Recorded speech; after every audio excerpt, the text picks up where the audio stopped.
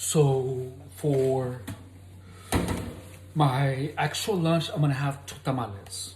So they are chicken. In the beginning, I was wondering why the fuck do tamales have the fame of being so greasy when tamales are just like corn and fucking and masa. I mean, and chicken. But then I saw my mom prepare them.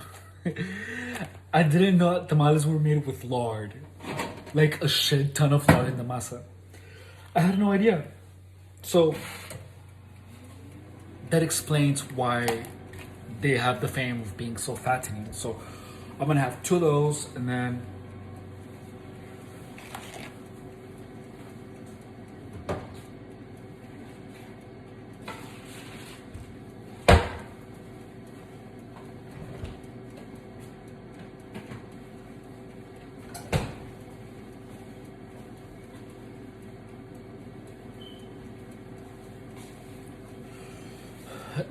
I'm gonna have a workout. So this is gonna be the first day of having a consecutive workout since I was done with gang stalking. Now, while I wait for the tamales to be ready, I'm air frying them, by the way. So I want to talk to you about the last gang stalking story. This one was a little crazy, like really crazy, but it was the last one, the very, very, very last one. So when I had just moved here, I was learning everything about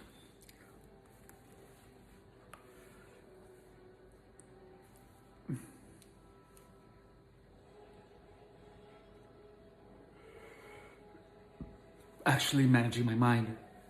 For 7 years, I was running around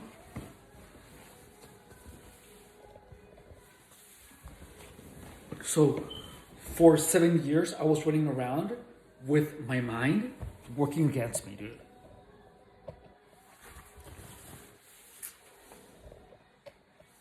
So literally, I was for 7 years running, running around and working with my mind working against me. Guns are so tight. And the truth is that was tough, that was really tough. So the latest narrative, the narrative before last one on my gang stalking was when I had just moved back, and it was about a week. It was a week into it. So at that point, I thought that my mom was a gang stalker. And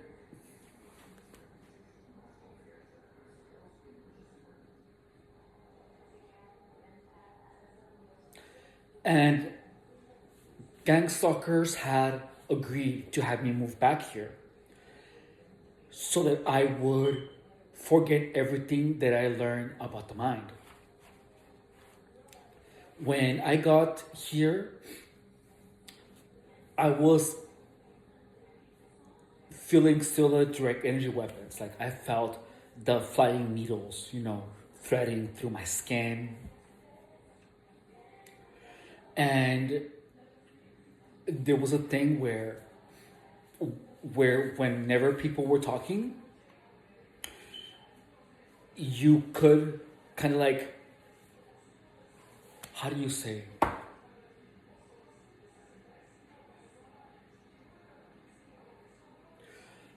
the fun wasn't being fucked up to people indirectly.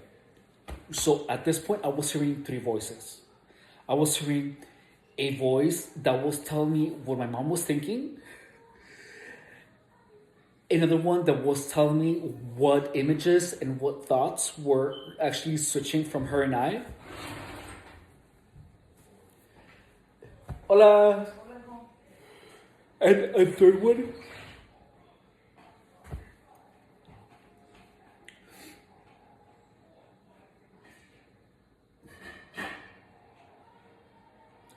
There was just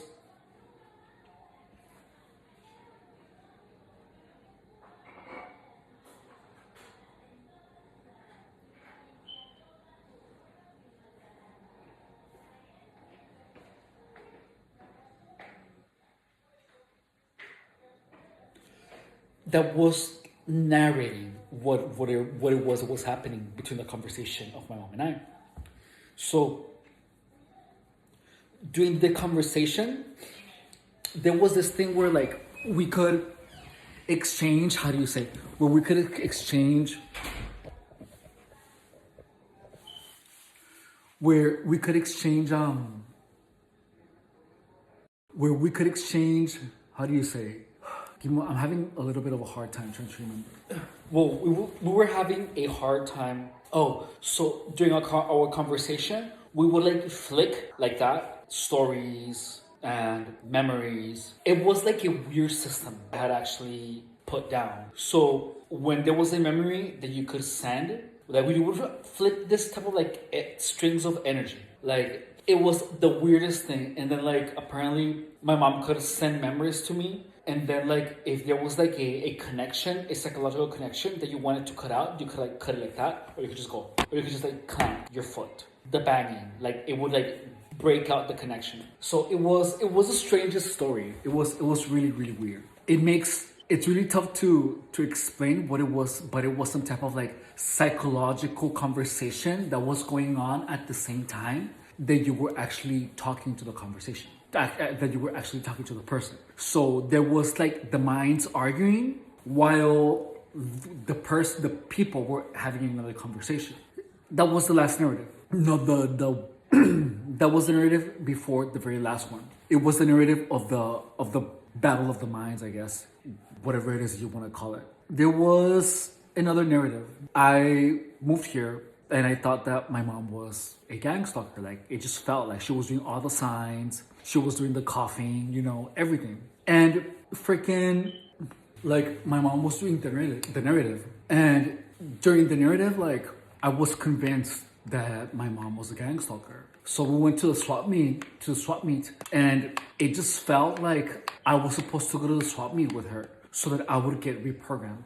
And that was like the first week where I moved back, where I thought all of these things were real.